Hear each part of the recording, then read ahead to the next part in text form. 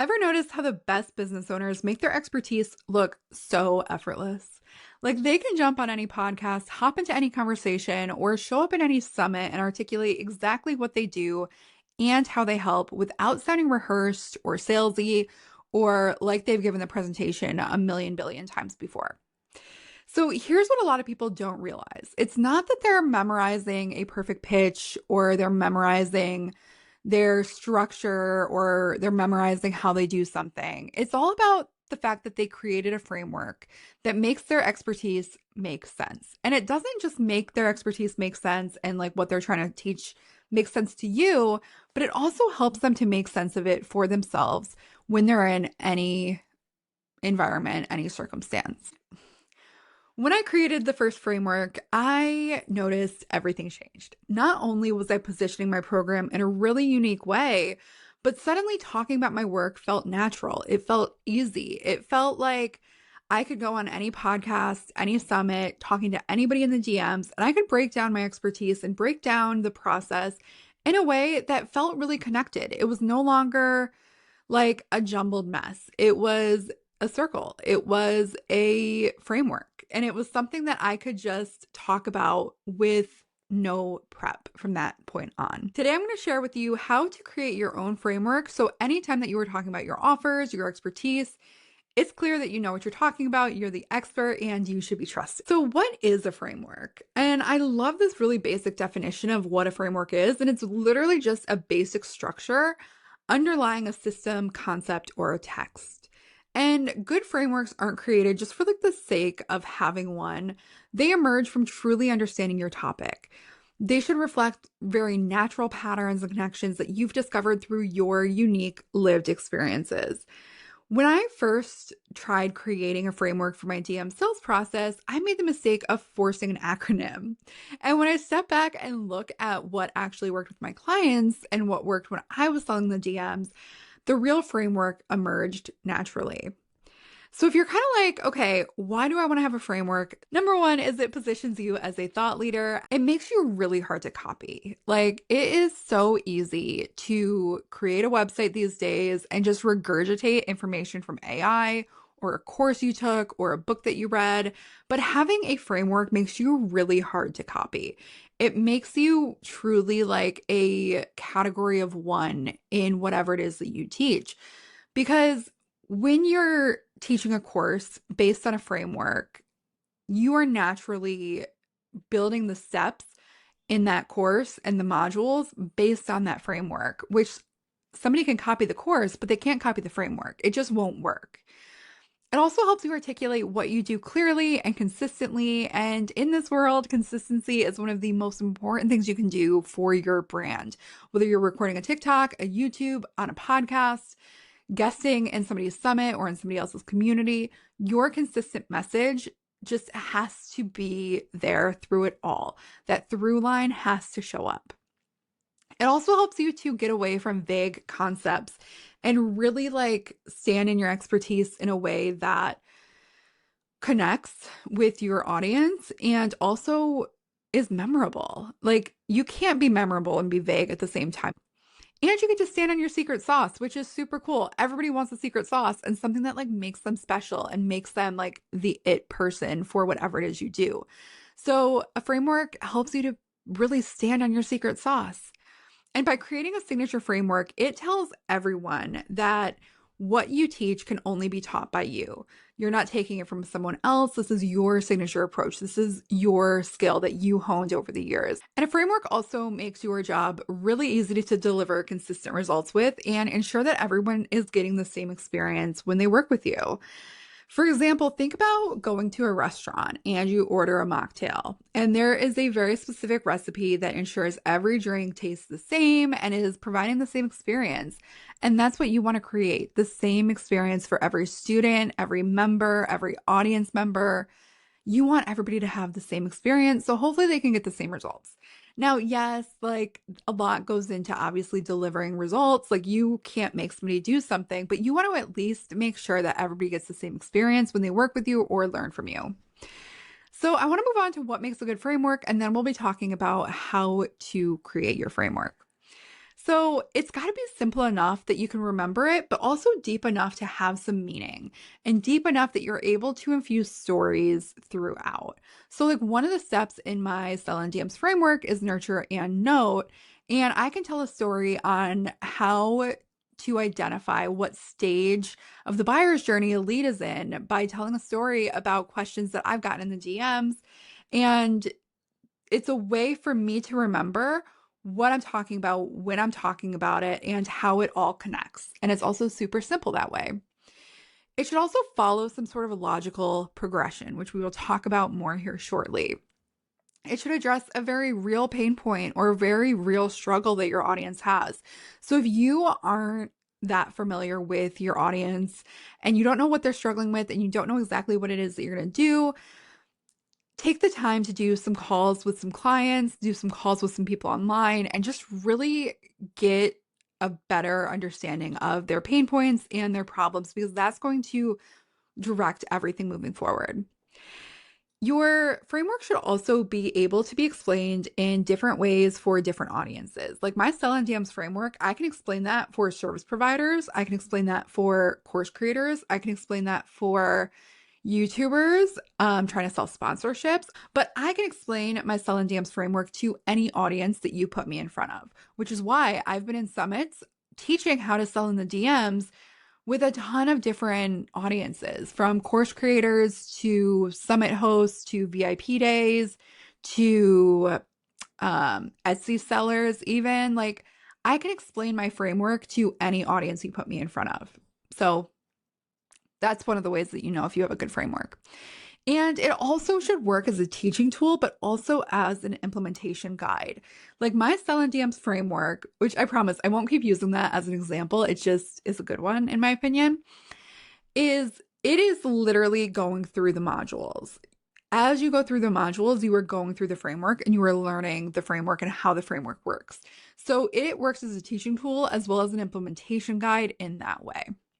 And if you're like, okay, cool, so I know what makes a good framework, if you stick around to the end, I'll tell you a little bit about how to test your framework and start to get used to using your framework. So stick around for that. But let's go into the framework creation process because, like, all of this so far has been theory, and I really want you to be able to do this for yourself in your business because it is such a game changer. So, number one, you're going to start with the problem. And this really comes down to needing to understand your audience. So, I want you to document the before state of working with you or learning from you. I want you to list out every pain point and every struggle that your audience faces. Nothing is too small and nothing is too big to write it down. And you have to focus on actual pains, not aspirations. Actual pains here. You have to get clear on the emotional experience and not just like the practical problems because those are going to come in later. And it's really easy when you are trying to start with the problem and really that like deep understanding of your audience to want to jump to the solution. But I really want to encourage you to resist the urge because we're going to get there next. Step two is defining the end result. So this is where you need to have a clear transformation. What do they want? Where do they want to be? Why are they coming to you? Like, what are they trying to have in their life? What specific transformation are you delivering? And when you can document that after state in detail, that is when you are really on the right track here. Something else I really like to think about when I am sort of building out a new framework is what metric is going to indicate success at this point. And I like to start to just think about that as I'm doing this, even though I'm not like yet where I'm creating a diagram or creating some sort of graphic. I like to just start to think at this point, what metrics are going to indicate success? Is it they've done a certain thing? Is it they've achieved a certain amount of revenue? Is it they've created a certain number of content? Like, what is going to indicate success? And what becomes possible after working with you? I want you to write all of that down. So again, step one is about the pain points and step two is about the end result. Now, at this point, I want to stop you for a quick second because like I said earlier, anybody with a website can just throw up information and position themselves looking like an expert, even if they're not. So I want you to do a little integrity check with yourself and verify that you are an expert. So number one, have you done what you're doing or what you're trying to do for others and not just yourself, because there is a big difference between having results for yourself and having results for other people. Review your client success stories, document your aha moment experiences, and check in that you can speak to each step with conviction. And do a gut check. Like, does this feel aligned with your expertise and with your experience and with your real world experiences? All right, moving on to number 4, because if you feel like you've passed the gut check, I'm so excited because this is where things get really fun. You're going to map the journey. So write down every single step between the before and the after. You can also look at your actual work process with clients. Personally, I have a whole bunch of SOPs that I can look at whenever I'm trying to create a new framework. And I can go through it and I can say, okay, here are the steps that happen between whatever it is I'm trying to do. Identify any critical decision point and any critical milestone in the process. This kind of goes back up to what metrics indicate success that we talked about a little bit earlier, but figure out like those decision points, those milestones, and kind of highlight them or circle them while you're writing down your process. And know where your clients typically get stuck. This is something a lot of people skip when they're trying to create a framework or they're trying to create some sort of content, is they forget where clients typically get stuck, because that is something that you might need to build into your framework in a different way. So number 5, streamline and structure. I need you to go up through that list of steps that you made and remove anything that's redundant, as well as combine anything that's related. You really don't want to have more than I would say 7 steps to your framework, because when you get past 7, it's hard to remember. It's also hard to create, and it can also be really confusing. So I'd say no less than 3. I feel like 4 is probably the best number here, and no more than 7, because then it just gets too hard to remember. And one of the things that your framework has to be is memorable, because you have to be able to remember it as well as your audience and people that are learning from you. So make sure that you are simplifying as much as you can here. So you're going to combine related elements. You're also going to identify anything that is non-negotiable. So anything that cannot be crossed out, anything that cannot be skipped. And you're going to want to ensure logical progression through the steps. You also want to ask yourself how someone will know when they graduate to the next step. And I know I keep bringing home this kind of idea of how somebody knows when they're ready to move to the next step. Where do they might need to make a decision? What metrics are there? Really get clear on how someone knows when they graduate to the next part. I actually remember a few years ago, I took a course in creating a membership, and in the first module, there was a whole success roadmap, and it was his version of a framework. And it was actually really cool because it was kind of gamified, and it literally looked like a Candy Crush map. And before you could move on to the next step, it was do you have at least one of these things? For example, it was the title of your membership or the tagline. There were things that made it so you couldn't move forward, or made it so you knew if you were at a certain stage.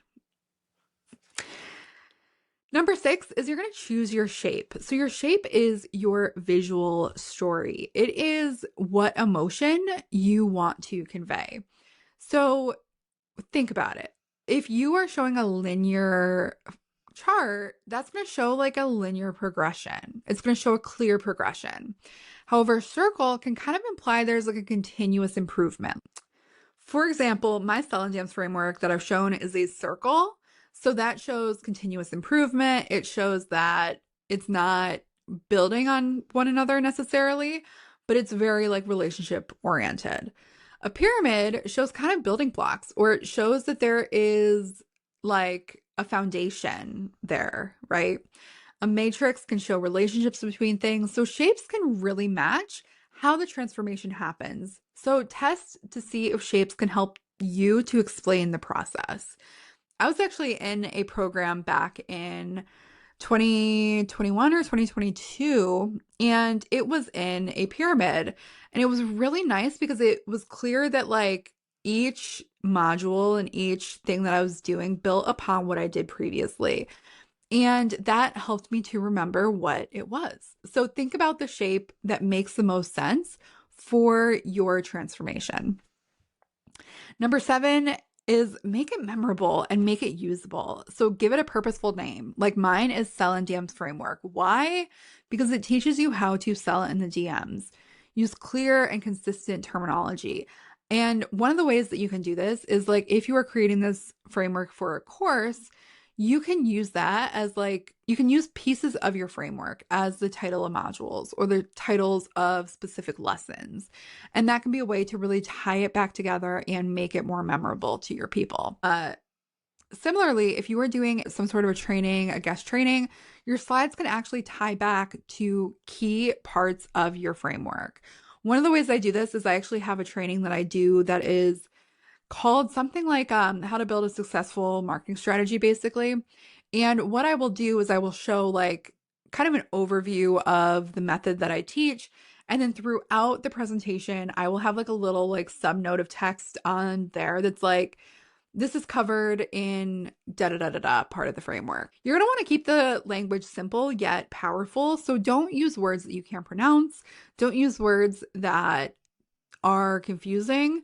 You're going to want to be as simple as you can here and create supporting visuals.